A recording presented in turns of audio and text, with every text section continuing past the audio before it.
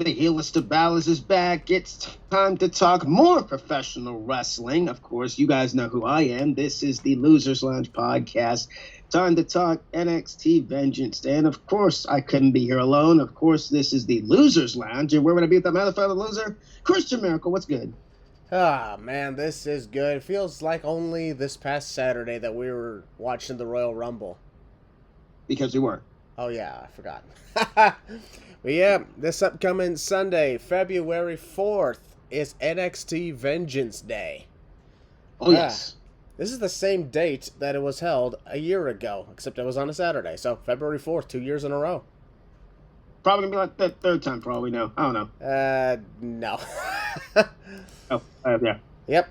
So, NXT Vengeance Day, this will be like the third time as a pay-per-view, second time as a non-takeover pay-per-view.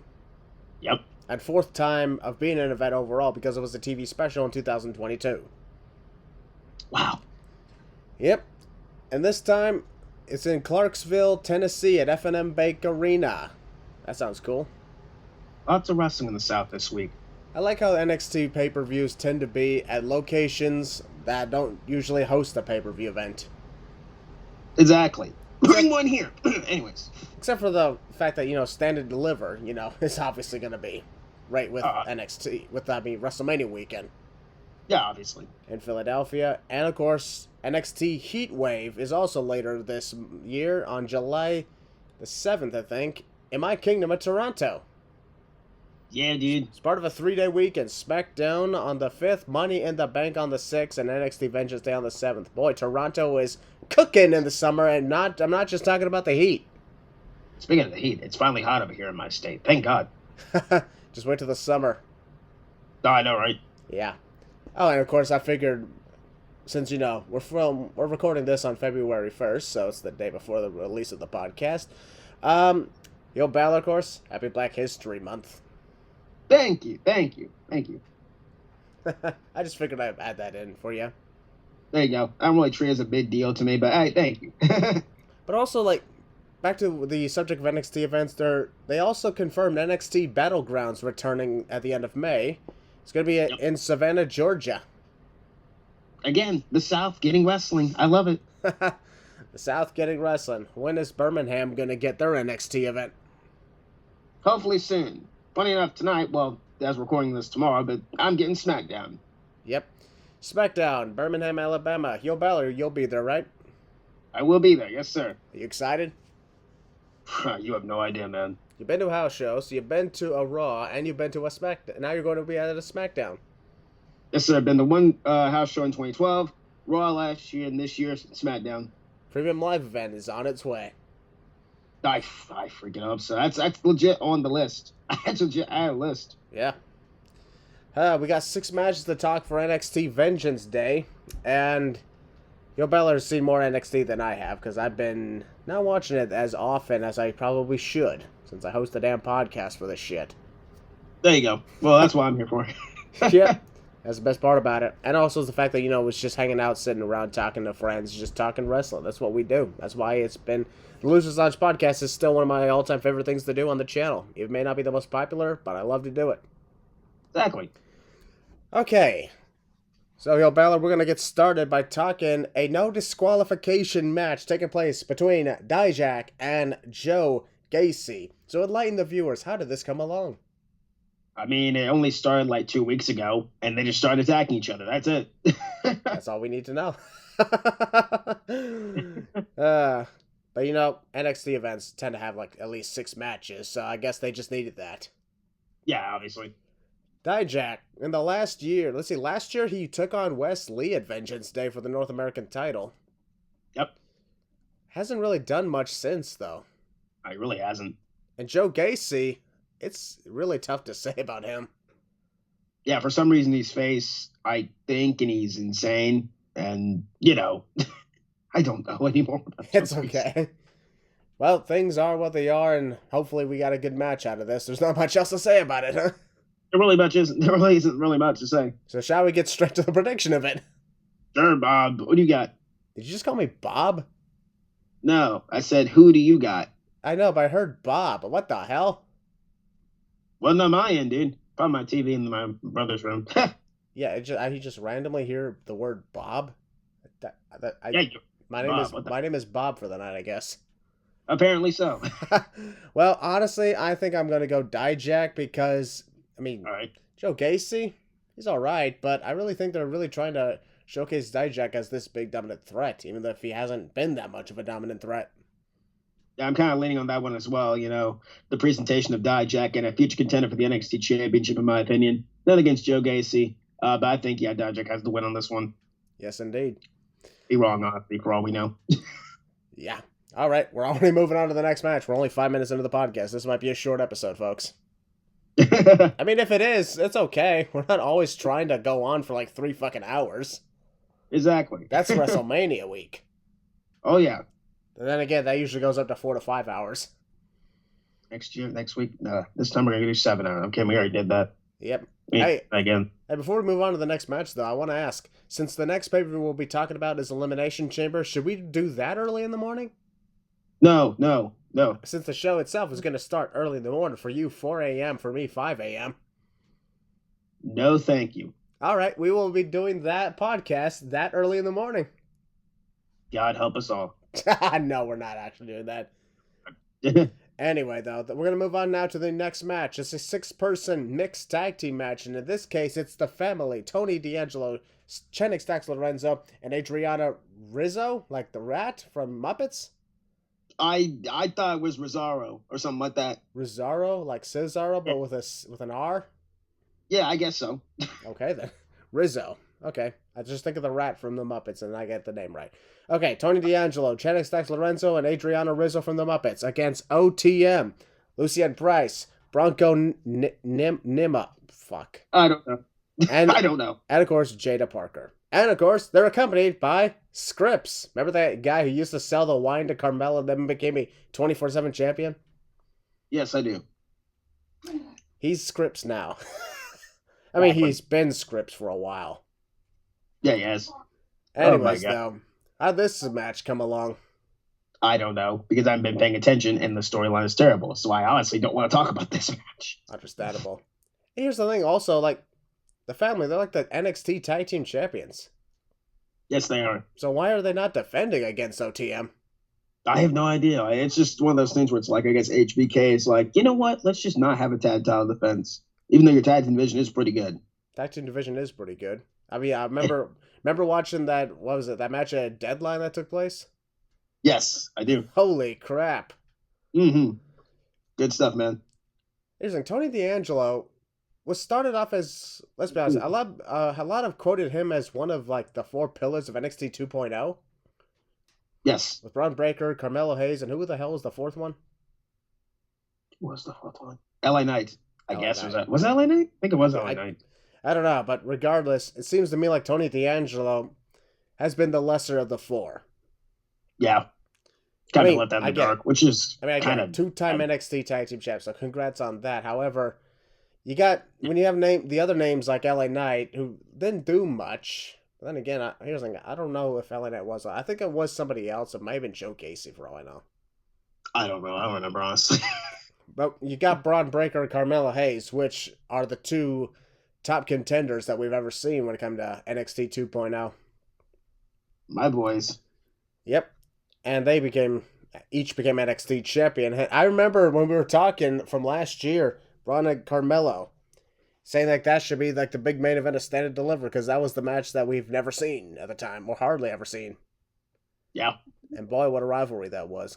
Then you got Tony D'Angelo. I get what we're doing with the family, but I just don't see like what else they're gonna do with him. If he was like some big shot deal. Maybe a North American champ down the road. Yeah, perhaps. Yeah, not for a while though. Yeah. Okay, let's move on to the prediction. Which team? Is it gonna be the family or is it gonna be OTM? Well, the family's winning. I could care. Honestly, dude, I said this on my predictions video on my channel. Go subscribe if you haven't already, ladies and gentlemen. Yeah, like I said on my thing, it's like I just don't care. No offense to the wrestlers involved and the talent involved. I'm sure they're doing their best they can to get this storyline going, but I just don't care. I don't like Out the Mud. And the family's all right, but I just don't like Out the Mud, and the storyline's just there for me. I'm honestly going to go OTM, Out the Mud. All right. Because Here's the thing. A lot of these guys, what I do know is they're still relatively unknown. They are. And they've already proven that they're amazing in the ring. That too. So I'd really say they'd be perfect to be tag team champions in the future. Perhaps they might get a title shot at the Stand and Deliver event. This should have been where they get the title shot, but, whatever. What do I know? Yeah. All right, we're going to move on now to the next match, and this is the finals of the Dusty Rhodes Tag Team Classic, the annual Tag Team Classic tournament. And this is very, very interesting here. On one team, you got Baron Corbin and Braun Breaker, and on the other team, Carmelo Hayes and Trick Williams. Yes. And this is not going to be the first time we're talking about Trick Williams on this podcast. Nope. We'll be talking about him a little later for the main event, but this is very interesting because, once again, you got Braun and Carmelo facing each other again. Corbin and Breaker, I have seen, they've actually been working that very well as a team. They've been very entertaining together. For the first time in a very long time, I'm actually entertained by Baron Corbin. And then, of course, Carmelo and Trick. However, I'm just going to say this. This is, without a doubt, the most delayed, obvious betrayal I've ever seen. Yeah, it kind of is. Yeah, how long has this been going on where it's pretty obvious that Carmelo Hayes is jealous of Trick Williams? Exactly. I mean, it started all the way back when NXT No Mercy, back in September, when Trick became the North American champ and Carmelo dropped the NXT title. Oh, yeah. And several months later, I mean, it's been pretty obvious. They're not even trying to hide it. That they're not. Carmelo Hayes has been jealous of him and everything. And personally, I see where this is going. I think I see them fighting at Stand and Deliver. Oh, obviously. Right before Carmelo moves up to the main roster. Yeah, dude. But can we also say Braun Breaker should absolutely be on the main roster full time now? Oh, he will. Trust me. It's coming. Yeah. Because, honestly, he's been in NXT, in my opinion, long enough. Oh, yeah, and what else is there for him to do, honestly? Precisely. I mean, win the Dusty Rhodes Tag Team Classic. That's pretty much it, yeah. Honestly, I could see them winning it, but at the same time, I don't see this one moment being the moment where Carmelo turns on Trick. Yeah, fair. I see that happening in the main event, but yeah, I'm at least glad when it comes to the finals of the Tag Team Classic, it's actually a very interesting scenario here. Yeah. So we got two storylines in this place, reigniting a rivalry, and then there's Baron Corbin. Yeah, there's Corbin just on the side, sadly. Yeah, he's just on the side. But honestly, if it works for Corbin, it works for him. I mean, football's always been working with him. Look at KC. They're already going to the Super Bowl again. Yeah. Nobody cares. Who cares? I think everyone wanted the Lions to go. No, I mean, I'm not a Lions fan myself, but my bro, Lonette Josh, is mostly because his mother is. So there's that. And I got my shot, my buddy Dustin, obviously. He's a big Lions fan, so. I mean, Andy from Detroit? Yeah, obviously, yeah. So, when it comes to the Tag Team Classic, which team, in your opinion, deserves this more? Honestly, I'm just going to say it out loud, man. We know Trick and Bello are not going to win this. The whole reason this is even happening is because, to further the storyline. Yeah, I said it on my channel, by the way. But, yeah, it's just to further the storyline. Braun Breaker and Corbin are going to win this easily. So I wouldn't say easily. Practically, I see this match going on for almost 20 minutes. Good. Give them time. Give my boys time to, as the kids say, cook. Yep. This should absolutely be the first match if Trick is going to be in the main event.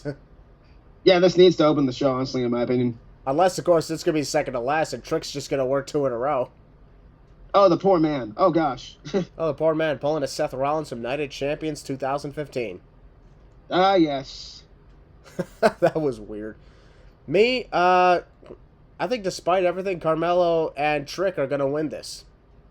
All right. And everybody's going to seem more excited about Trick doing it, and Trick gets the pinfall when Carmelo wanted the pinfall. Ooh, nice. And Trick gets all the glory from it. And it's going to lead to more dissension and more rage and more anger and more jealousy, and then, what's going to happen next. And then main event! Yeah, pretty much, yeah. I don't know why I said it like that, but okay then. Oh.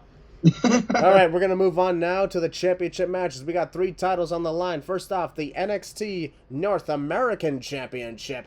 We're the champion, Oba Femi. Is that Yay. how I said it right? Femi. Yeah, Femi. Because I heard, this sounds crazy and weird, but his fans, as they've quoted it, feminists. And I don't mean the actual term feminist. Huh? Okay. I didn't hear. I've not heard that one. That may have just been my friends saying like, "Hey, I'm a fan of Oba Femi. That means I'm a feminist." I'm like, no, I don't think that's what it means. Exactly. And then the challenger, the former champ, Dragon Lee. Oba Femi is one of many who was part of the NXT Breakout Tournament, and he won the NXT Breakout Tournament. And let's be honest, holy crap, he's amazing. He's great, no, but I think people kind of overrate him a little bit.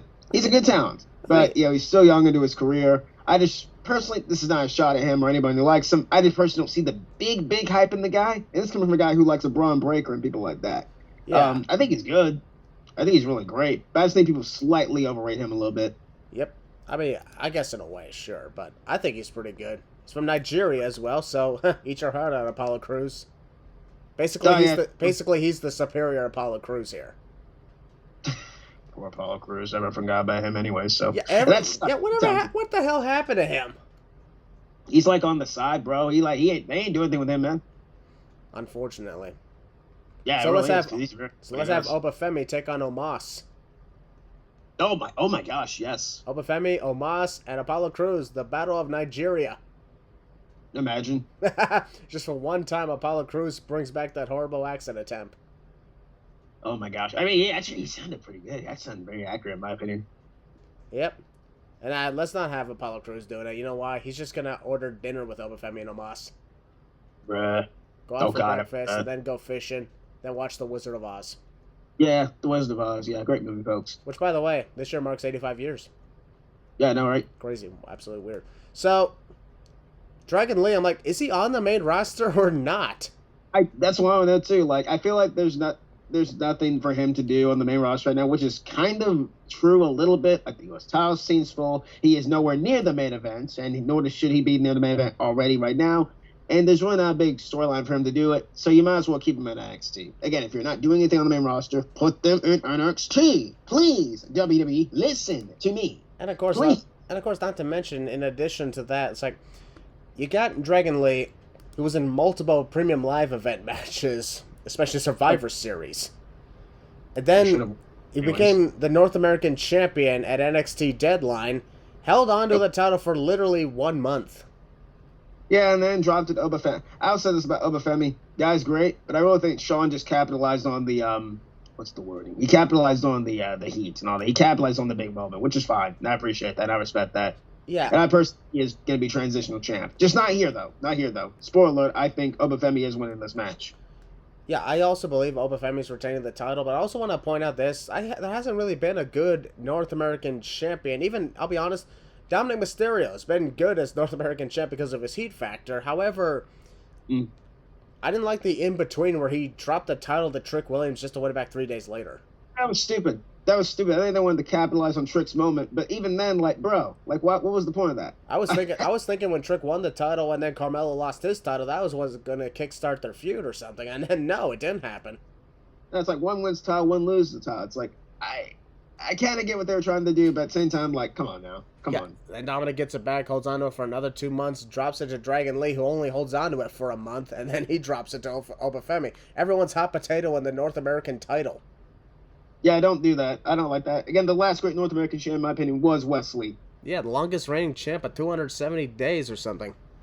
Yep. Crazy. Not against Dom or anything like that, but, he was all right, but he was nowhere near Wesley. Not trying to put him down or anything, obviously. Yeah, I know. But, when you look at the history of the North American title, it's just crazy. You had, like, when it first started, from Adam Cole to Ricochet to Velveteen Dream to even Roderick Strong, and then, of course, Keith Lee. And even, shockingly enough, Johnny Gargano in his third reign, not his first or his second. Those two sucked. Yeah, we don't talk about those reigns. We talk about the third one, obviously. In my opinion, though, the greatest North American champion aside from Wesley was Carmelo Hayes. Yes. Started and won the North American title about 2 months after NXT 2.0 really became NXT 2.0. Then absolutely dominated it. He did. But truthfully, I'm just like, I don't like when they hot potato championships. I'm not saying everybody's got to have like a Gunther reign or anything like that. Roman Reigns or Seth Rollins, people like that. Yeah, like that. Funny enough, Seth's reign isn't even that long. I've been thinking about it for a while now. Seth's reign isn't even that long. It's just because he's been through so many opponents that honestly, more deserving of the belt than he does. We'll talk about Seth Rollins another time. Yeah, actually, matter of fact, you know how I can know? I know exactly how many days he's been champion. You know how I know that? Oh. Because he won the title on Roman's 1,000th day, and every time Michael Cole says how many days Roman's been champ, I'm like, okay, just minus 1,000. That's how long Seth's been champion. Oh, okay, there you go. Makes sense, right? Yeah, it does, actually. Yeah. So, yeah, we both going for Open Femi to retain the North American title. Great competitor, but who do you say before you think he's going to be a transitional champion? Let's elaborate a little bit more on that. So I personally think he's dropping the championship to Lexis King. Reason I see that is because Lexis King has been in a little bit backstage segments. And honestly, I think with his character, it's so wild that this was formerly Brian Pillman Jr. And I remember kind of telling my boys, shout out to my homies, by the way, that the character, when I first saw the vignettes, I'm like, this seems interesting. Then he did his in-ring stuff, and then the entrance, I'm like, okay, they got me hooked. And it's like, all you need is good character. Of course, the wrestling's great, don't be wrong. But you got a good character. You got a good build. You got everything that you got as a wrestler. It's like, wow, we're actually doing something good. And I love the character. He's such a dick. He's just this piece of crap human being, and I just like it. People like that, it's like, wow, his character's so good. And I personally think rewarding him with the North American Championship. Oba Femi, that's what, 2-month reign, 3-month reign as champ if he drops it, stand and deliver. That's a pretty good reign. Yeah. Give it to Lexis King. Yeah, I see that. Stand and Deliver would be a good place for Alexis King to take it. And as we all know, since Stand and Deliver is basically like NXT's like big part of WrestleMania weekend, you put the big matches over there. Exactly, yeah. That'd be a big match. Exactly. Just like, put Carmelo and Trick over there. Oh, they will. Trust me, they will. Absolutely. Perhaps maybe that could be Braun Breaker's last match in NXT as well. I will. Depends on who he goes against. Probably Baron Corbin again. This time, actually, either way, I don't know. It would be cool either way. I don't care who would anyways, win. We're going to move on now to the next championship match. This is for the NXT Women's Championship. The champion, Lyra Valkyria, defending against Roxanne Perez. And how this happened was, General Manager Ava, the Rock's daughter, announced the 20-woman battle royal with the last 4 remaining wrestlers would compete in a fatal 4-way. Yep. I'll be honest, not a bad idea to, host a battle royal and then stop it when there's only 4 left. Oh, for real, bro, for real. Winner become then the fatal 4-way. And in that 4-way was Roxanne Perez, Kehlani Jordan, Fallon Henley, and Kiana James. And then Fallon Henley will be champ one day, people. I agree. Roxanne Perez co-won the battle royal and also won the fatal 4-way, so she's the one taking on Lyra Valkyria. The one thing I'm enjoying about Roxanne's character is she's slowly descending into madness. She's slowly descending into, I wouldn't say heel yet. She'll probably turn heel after this match for all we know. But she's slowly just turning into like this person who just has a chip on her shoulder. It's like, and first of all, she never lost the title, honestly. She had it stripped from her because of, obviously, I believe, what was that? The whole thing, the whole thing with Mako Satomura last year. Yeah, I remember that.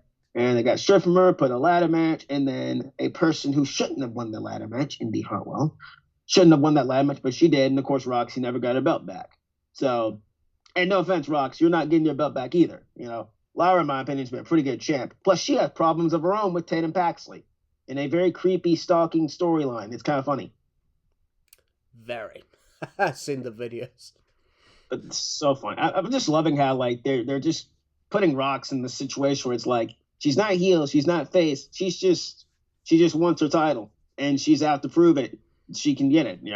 She just doesn't care anymore at this point. She's just descending into madness, kind of like Liv Morgan last year or 2 years ago, and nothing came about it. Yeah, I was about to say Liv Morgan with her descending into madness after losing to like Ronda Rousey with that championship match. I was like, okay, I think we're going somewhere with this, and then they never did. I mean, she got hurt and everything, but then she came back and nothing. Okay, nothing's happening again. And now, here's the thing: she returned at the Royal Rumble this past Saturday, and we didn't see her again on Raw. No, we did. Wait, did we? No, I don't think we did. No, we did not. She was not on Raw. Well, there you go. I mean, she's part of Monday Night Raw. I know she's not appearing on SmackDown tomorrow night. I'll lose my mind if she does, but it ain't gonna happen. So yeah. Yeah. Anyway, but anyways, though, Lyra Valkyria, I gotta admit, has been a pretty decent champion. I wouldn't know much though. Man, I don't know much about her either. I know that she was trained in Finn Balor's school in Ireland. That's all I know. That's all I know, really. Honestly, though, I think what I like about NXT is you don't know much about them, but they really show you what they're capable of. Like, Lyra won the title from Becky Lynch at the Halloween Havoc. No, I predicted that happening. That was great. Oh, yeah. I still don't understand why Becky had to win that title. It should have been against Tiffany Stratton. Thank you. Well, again, I stand by this. Tiffany should have won Stand and Deliver last year. Yeah. From Stand and Deliver up until that Halloween Havoc event. Exactly. I mean, sure, they did the whole thing with Becky so she could have added that to her list. And I'm like, she did not need to win, just like Charlotte Flair didn't need to win the second time at WrestleMania. Unlike freaking unlike Charlotte, Becky didn't bear the division along the way. She actually elevated the division, in my opinion, at least. Yeah, you're right. And then Io Shirai saved the day. I remember that.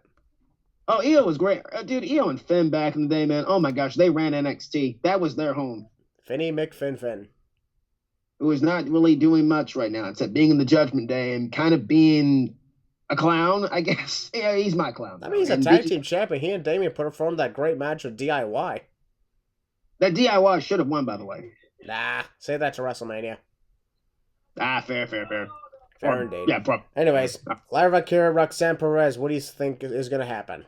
I really think it's going to be a back-and-forth contest, and this is the one thing that I love about NXT is that their women's division, they got, in my opinion, one of the best women's divisions behind Impact Wrestling, and I guess AEW too as a third because I love their division as well. The way they treat their women is very fun, and there are people who are going to get those opportunities, like a Fallon Henley, like a who else out there? Like a Kalani Jordan, I guess. Like just many other people who will be getting those chances. So people who are doubting those people that I just named, keep your head up, keep your chin out, and those people will get those opportunities. Trust me.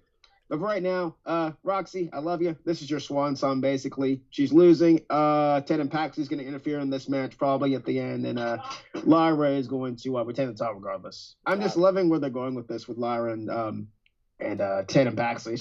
It's one of those just creepy stalker storylines that are just so entertaining to watch. Yeah. All right. I'm also believing that Lyra Valkyria is going to retain the title. And we're going to move on now to the main event. This is the second time we're talking about this guy. Trick Williams is the challenger against NXT champion Ilya Dragunov. Yes, Ilya Dragunov. Yes, Ilya Dragunov. This match was supposed to happen on New Year's Evil. But it didn't because Dragunov suffered an injury. Yes, Ilya Dragunov suffered an injury. Yes. Poor Ilya Dragunov. Anyways. Wait, what the hell are you doing? This is my dead decent Russian accent. Don't ask. That wasn't even decent. That was horrible. Exactly. Decent. I'm not really good at accents, I'm not really good at accents. No. I'm not gonna do the Mickey Mouse impression. I used to do that years ago. That's not how you do Mickey Mouse's accent. Wow. He's more better at it than Beast Mode. Good gosh. I mean, yeah. God, I was actually good at that. Anyways, Ilya Dragunov won the title NXT No Mercy from Carmelo Hayes. And so, Trick Williams, who I think will go in as the winner, one half of the winner of the Tag Team Classic. Oh, yeah. Hoping to get to the NXT Championship, but will lose because of Carmelo Hayes. Exactly. Yeah, we all know where this is going, right? Yeah, pretty obvious. Yeah. We all know where this is. If they somehow delay this again, I'm like, oh, come on! I could see them delaying it the night after or the few days afterwards because you know how NXT likes to be. But I personally pull it on that night. Yeah, I really think that should be the time that Carmelo Hayes finally pulls the trigger and say, yes, it was me all along. It was me, Austin. Yep. Instead of whooping that, actually, conveniently enough, Carmelo Hayes is going to be the one to whoop that Trick. Yeah, Melo's going to be whooping that Trick. He's going to be whooping that ass, too. That's what he's going to be doing. Honestly, turning Melo feel like guests would be cool, even though he's kind of the babyface run has kind of ran its course. Sadly, yeah. I love face Mello. Here's the thing. Some people will actually think, and here's the thing, I don't blame them for thinking this, that Trick Williams is going to win the championship and then defend it against Carmelo Hayes at Stand and Deliver. I'm like, no, if that happens, Ilya Dragunov's going to be involved too. It'll be a triple threat. No offense to Trick. I do think he will win the title down the road. Not now. Not now. No, not now, no. Ilya's probably losing in the summer, probably. I think he's keeping it for a while. I mean, who do you see Ilya Dragunov defending against perhaps at the Stand and Deliver? The next bet would be sadly Dijak, and I don't want that because I think Dijak will be taking the championship. The problem with Ilya's reign is the fact that he's stuck in this limbo with Trick and Mello. That's the thing that kind of hampered his reign, and plus he defended against Baron Corbin, like in his first time, which I guess is fair, but like he's stuck in this limbo. So if you look back at his reign when this is all said and done, it's like we're probably going to say, it wasn't Mello, it wasn't Braun Breaker. You know, it was okay, I guess. I mean, I could be wrong, but the problem is that he's just stuck in the storm with Trick and Mello. I think he needs to get out of the Mello Trick universe, I guess is the wording. So, and to kind of give him some credible opponents, credible threats, even though there are some credible threats, but it's like, I think Dijak is legit more of a threat than anybody out there. Yeah. Or whoever they find out there. But I think Dijak is the next bet, and I really don't want Dijak to win it just yet. If he does, I'll be fine with it, but I don't think it needs to happen just yet. I mean, I wouldn't mind seeing Dijak take it after all. He's been trying to chase singles titles for the longest time. Yeah, he has. I mean, remember the whole deal with Keith Lee? Yeah, dude, for real. Yeah, I'll be honest. I would have been totally okay if he won that North American title then. Oh yeah, for real. And also, then of course there was the whole Retribution shit. I still don't know how they managed to break into our set. Don't worry, they're gone now. Yeah, they're gone for good. Absolutely for good. Then, of course, Dijak on the main roster did not last that long. T-Bar. Yeah, it didn't last long at all. Came back to NXT. I really think if he just continues chasing titles and everything, eventually it's just going to get boring. Till he wins something. Yeah. Then it's like, finally. It's like, finally you got something.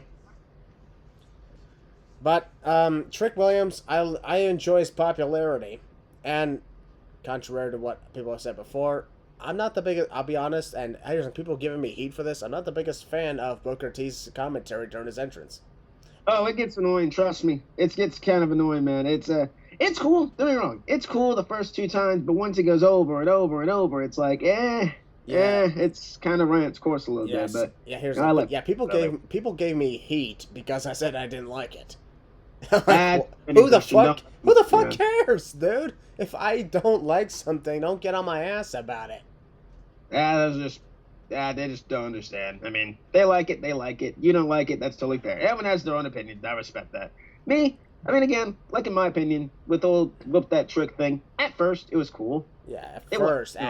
Like, when I first heard it, it wasn't that bad. Then I kept hearing it over and over and over and over, and I'm like, okay, stop it. Yeah, it gets kind of annoying out there, and I kind of just shut it off, and I'm just kind of Plus, in my opinion, like, it's the crowd. It's not Booker. It's the crowd that makes it cool. Yeah. Because they're chanting, whoop that Trick, when that's not even in the music. They're just going along and making their own beat. Then you had Booker, and then you hear it all the time, and at first it was okay, but then you hear it all the damn time, and I'm like, oh my god.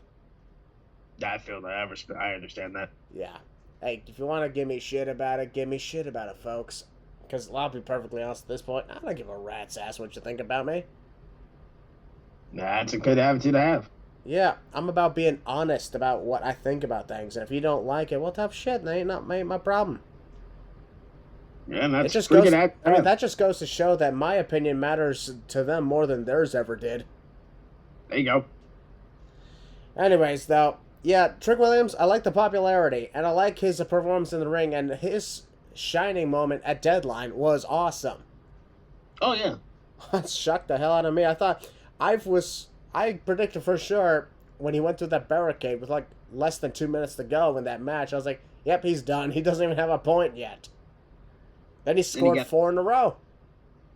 Oh, yeah, for real. I'm like, well, there you go. Holy shit, he actually did it. And that was done. Yeah. That was great. Yeah, dude, for real. But I don't see him winning the NXT title from Ilya Dragunov. I mean, if he does, I'll probably be shocked. And I like being shocked. Do you see him winning anytime? Yeah, absolutely. Probably after he's done defeating Carmelo Hayes at Stand and Deliver, who will go on to the main roster.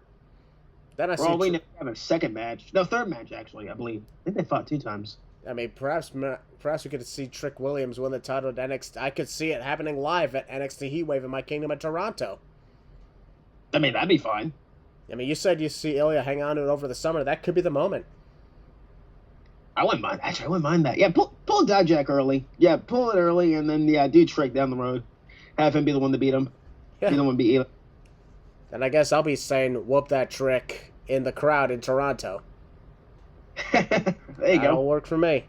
All right, but for now, we're both going Ilya Dragunov on this, and that will conclude our predictions to NXT Vengeance Day. This wasn't a long podcast. This was relatively short, and that's okay, though.